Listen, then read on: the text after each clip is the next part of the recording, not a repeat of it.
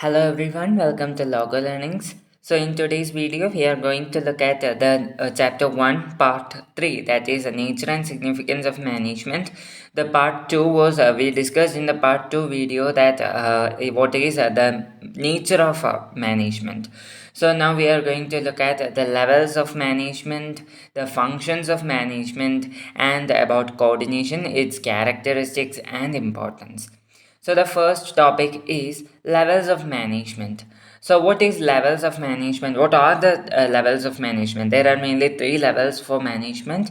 The first one is top management, second one is middle management, and the third one is bottom management. So from the name itself, it is very clear that what all are these stages or what all are the positions of these stages. So the first one is top management.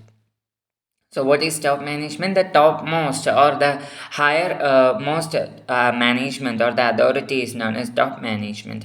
It consists of the senior most executives. So, which all are the senior most executives? The senior most executives are of a company are the chairman, the chief executive officer, the chief operating officer, the chief financing officer, then the president, vice president, and so on. So always remember in the top management, the top officers are having such as the chief managers, the chief of every department. That is considered as the top managers. Then the task or the basic task of these managers or the basic purpose of these managers are to integrate diverse elements and coordinate functions according to the common goal of the company or common objectives of the company. That's what the basic task of top management is. So the managers, their task is to integrate diverse elements. Integrate diverse elements means to combine diverse elements. We know that they are doing different, there are different departments and different departments are doing different tasks, so for achieving a common goal. So that sentence, its internal meaning means it is the different tasks are combined to a common goal or are done to achieve a common goal. So they integrate diverse tasks or diverse elements and combine or coordinate different activities or coordinate the different functions to achieve a common goal.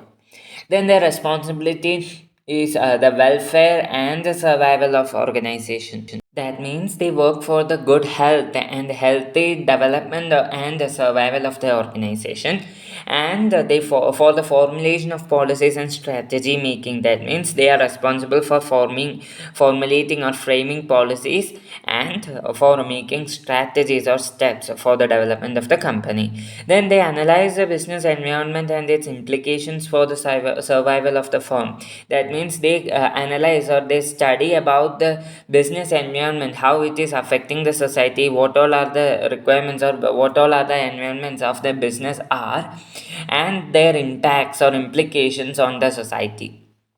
So this takes measures about if it is having good impacts, then they will just develop it. If they are having bad impacts on the society, then they will just take measures. They will just introduce new methods to make it enhance the working of the company and make it fruitful to the society. Then the job is complex and stressful. So the top managers are responsible for framing policies and strategy making.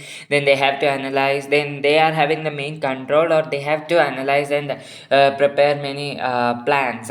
And the other levels, such as the middle and bottom level managers, just interpret those policies and they will just make it into action. But the top management has to control every managers, and they are the authority to lead the company.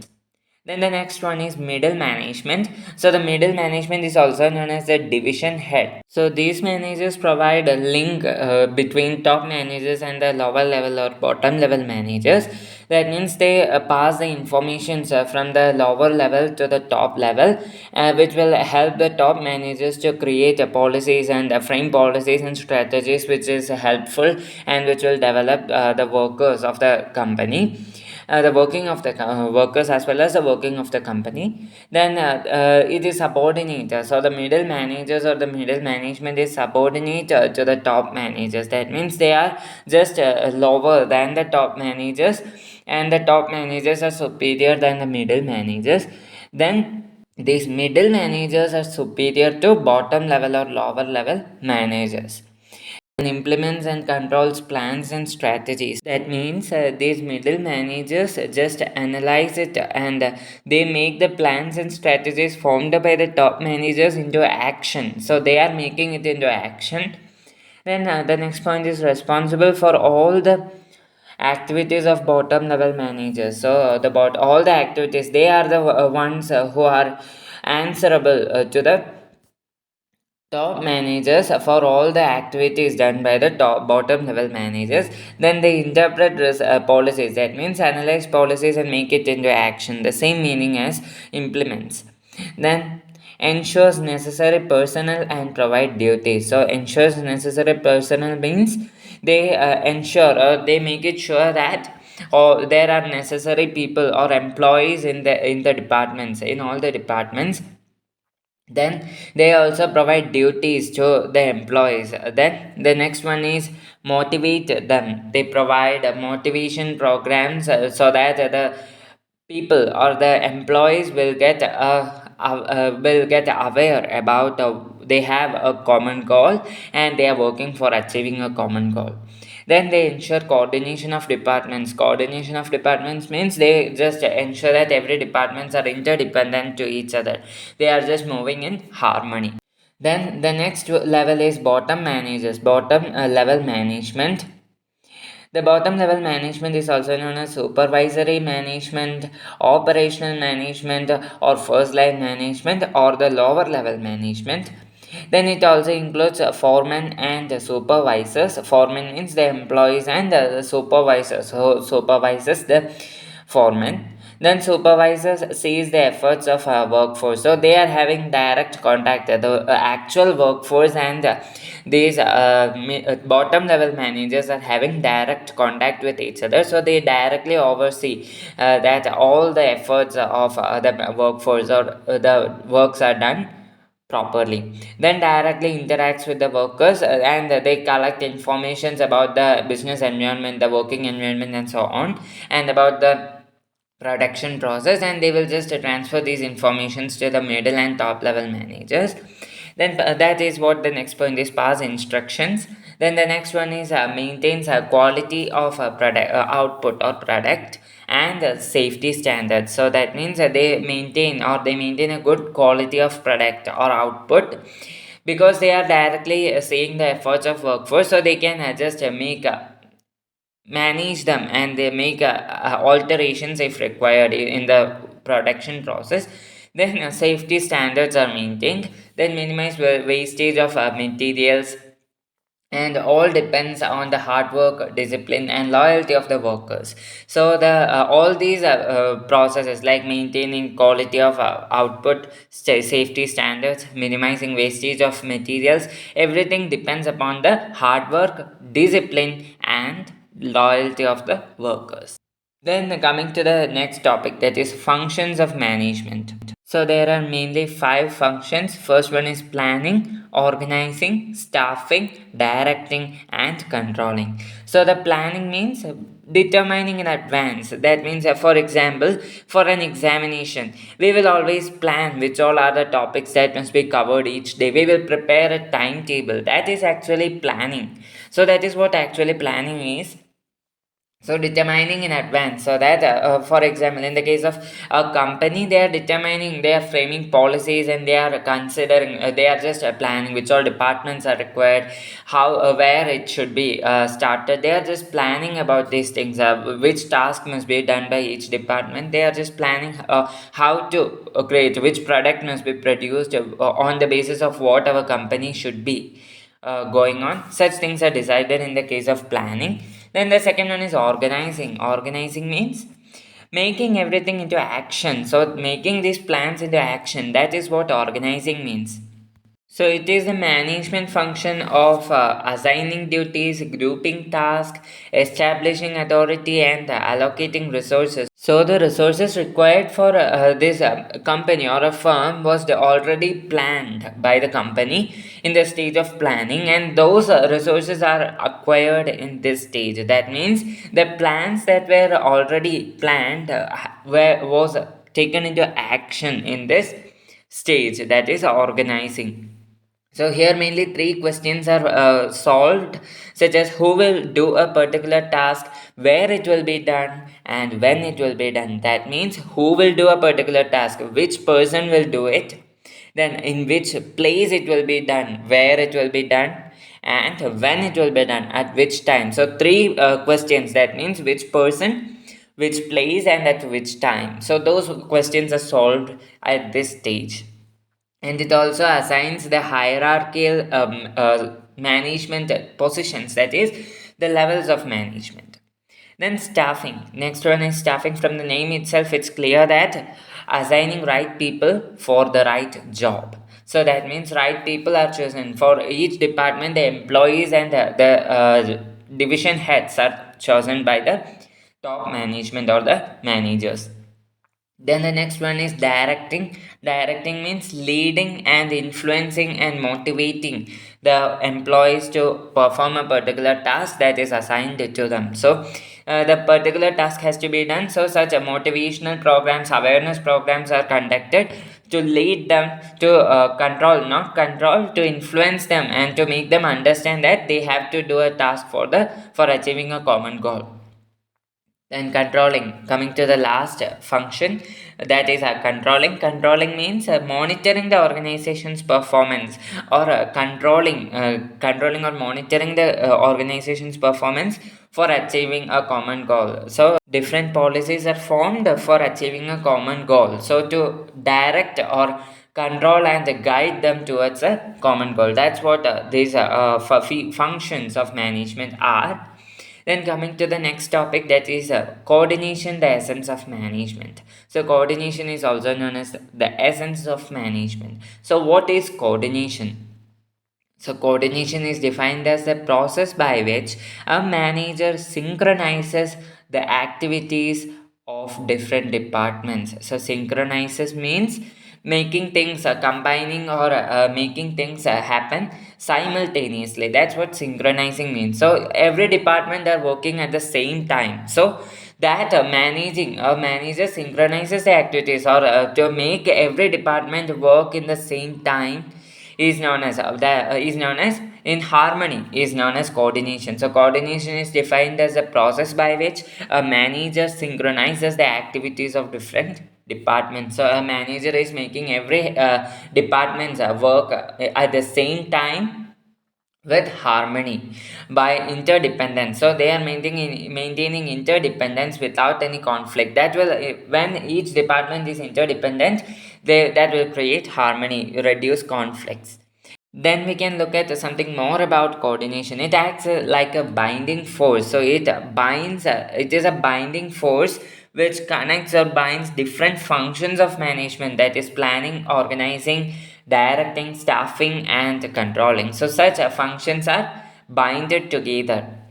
So it is a binding force. So between each function, this coordination is there. So coordination is considered as a separate. That's the reason why coordination is considered as a separate function of management, or an independent function of management. Then ensure continuity of work and functions. So it also ensure the continuity. That means coordination is a continuous process. It connects each function, that is planning is connected with organizing is connected with next one, that is staffing is connected with directing, and so on. Then there's a first stage, that is planning is also connected with staffing, planning is connected with organizing, then directing is connected with organizing. So each function is interrelated, they are related with each other.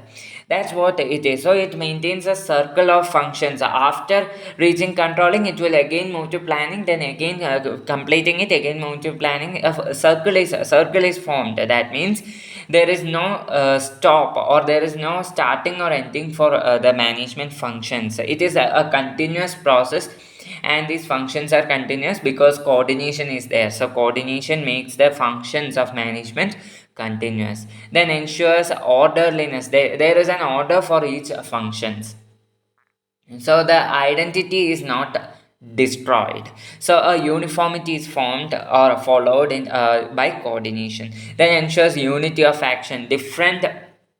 departments works for achieving a common goal. That means there is a unity, they are interdependent. So when they are united, there will be harmony. So this harmony will lead to the survival and welfare of the management. Then coming to the next topic, that is characteristic. So there are mainly 6 characteristics as you can see in the slide.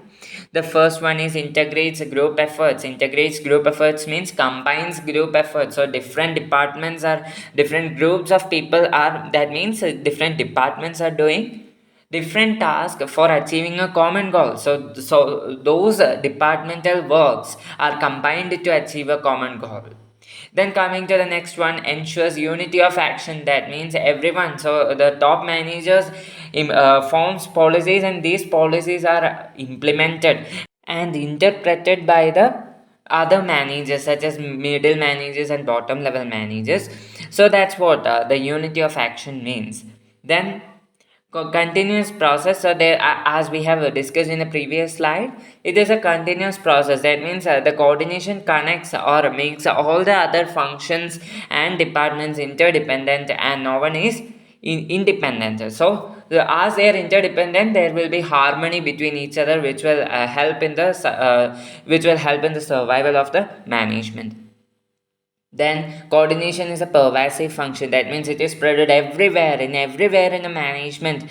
When we look at each department, among departments, the employees, there is coordination. Then among different functions, there is coordination. Among different departments, there is coordination. In the management, there is coordination between managers and the products, etc. So coordination is there in everywhere in the management, and it is present in all the managements. The management of a hospital and the management of a school, both of them requires coordination. So there is there is nothing that a school doesn't need coordination, only a hospital requires coordination. That is not there. Every management, whatever the firm is, every management, every company requires coordination for its good health, for its welfare and survival. Then coming to the next one, responsibility of managers. So coordination is the responsibility of all the managers. That means whether it is top managers or middle managers or bottom managers, whatever it be, every managers are responsible for maintaining coordination. So they are responsible for maintaining coordination. The next one is deliberate function. Deliberate function means it is a purposeful function. It is intentional. That means the coordination must be done intentionally or purposefully, because it is for the development and survival and for the good health of the company or management. So it must not be done accidentally, it must be done deliberately. It is a deliberate function or intentional function or purposeful function.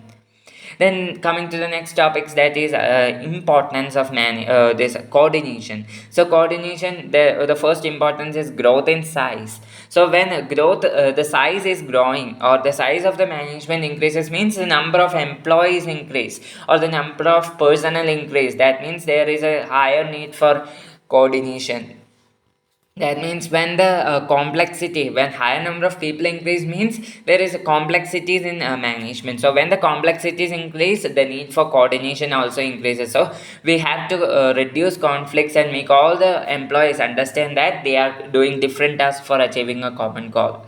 Then the next one is functional differentiation. Functional differentiation means as the size grow, that means as the number of employees grows and the company or the management develops, there is a need for different departments. So different departments will be introduced, which will lead to the increase in the number of departments. As a result, there is a need for coordination among different departments. If the departments are not ready to coordinate, then it will affect the survival and the welfare of the company. Then the next one is specialization. That means number of specialists increase. So as the number of as the management grows in size, that means the number of employees increase. When the departments increases, the number of departments increases, there is a need for an increase in the specialization or specialists. The number of specialists, there will be a specialist for each department, and that will also increase.